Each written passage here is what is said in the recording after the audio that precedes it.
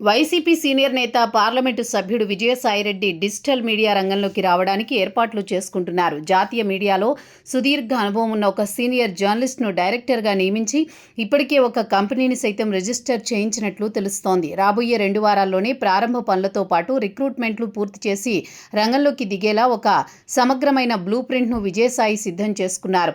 రాజకీయంగా ప్రత్యర్థులకు సవాలు విసరడమే కాకుండా తన సొంత వ్యూహాలను స్వతంత్రంగా అమలు చేసేందుకు ఒక పవర్ఫుల్ డిజిటల్ వేదిక అవసరమని విజయసాయి భావిస్తున్నారు. ఆర్థికంగా ఎటువంటి ఇబ్బందులు లేకపోవడం, భారీ వనరులను సమకూర్చుకోగల సామర్థ్యం ఉండడంతో సాధారణ డిజిటల్ ఛానళ్లలా కాకుండా అత్యంత అడ్వాన్స్డ్ టెక్నాలజీతో ఈ ప్రాజెక్టును లాంచ్ చేయాలని ప్లాన్ చేస్తున్నారు.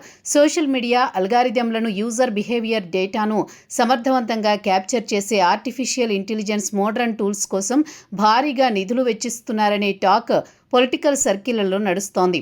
సాంప్రదాయ టీవీ ఛానళ్ల కంటే వేగంగా ప్రజల్లోకి దూసుకు వెళ్లే డిజిటల్, యూట్యూబ్, ట్విట్టర్, ఇన్స్టాగ్రామ్ ప్లాట్ఫామ్లపైనే ఈ కొత్త మీడియా ప్రధానంగా దృష్టి సారించనుంది.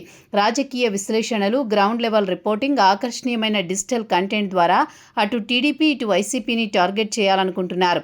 బీజేపీని మాత్రం పల్లెత్తు మాట అనే అవకాశం లేదు. సీనియర్ జర్నలిస్ట్ మార్గదర్శకత్వంలో రూపుదిద్దుకుంటోన్న ఈ ప్రాజెక్టు కేవలం రీజనల్ మీడియానే గాక జాతీయ స్థాయిలో కూడా ఇంపాక్ట్ చూపించే రీతిలో డిజైన్ చేస్తున్నారు.